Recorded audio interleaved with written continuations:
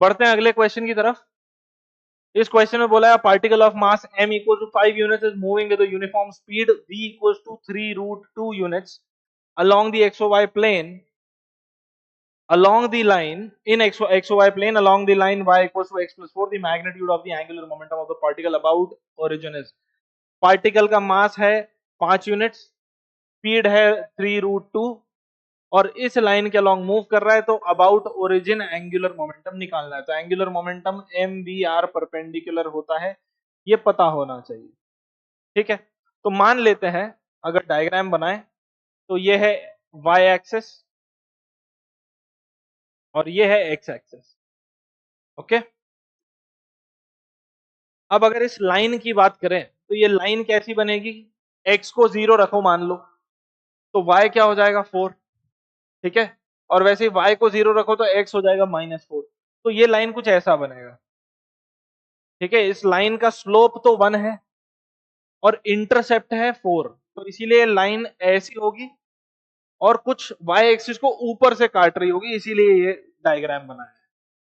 ठीक है, इन पॉइंट के अगर मैं कोऑर्डिनेट्स की बात करूं तो ये वाला पॉइंट होगा 4,0, सॉरी ये हो जाएगा 0,4।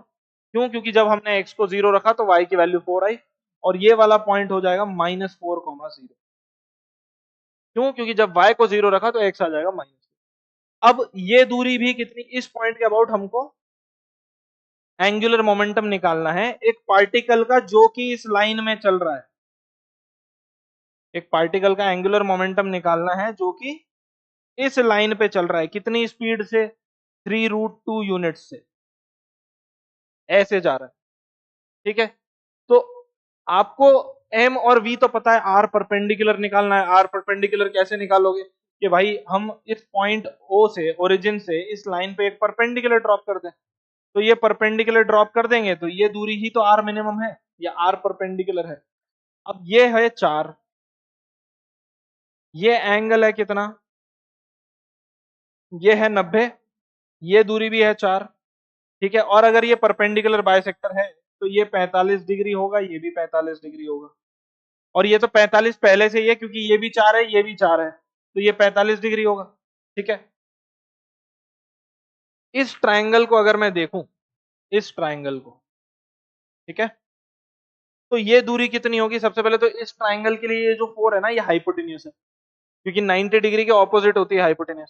तो इस ट्राइंगल में अगर मैं साइन 45 लगाऊं या कॉस 45 लगाऊं तो कॉस 45 डिग्री कितना हो जाएगा, कॉस 45 डिग्री हो जाएगा बेस अपॉन हाइपोटेन्यूज। मैं इस 45 डिग्री के हिसाब से बात कर रहा हूँ, बेस अपॉन हाइपोटेन्यूज। तो बेस कितना है, आर परपेंडिकुलर अपॉन हाइपोटेन्यूज है 4, तो आर परपेंडिकुलर जो है वो आ जाएगा 4 cos 45 डिग्री, और cos 45 होता है 1/√2, तो are perpendicular will be 4/√2।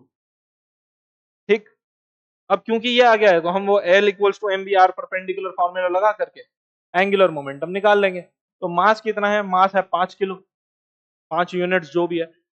v कितना है, वेलोसिटी कितनी है, 3√2।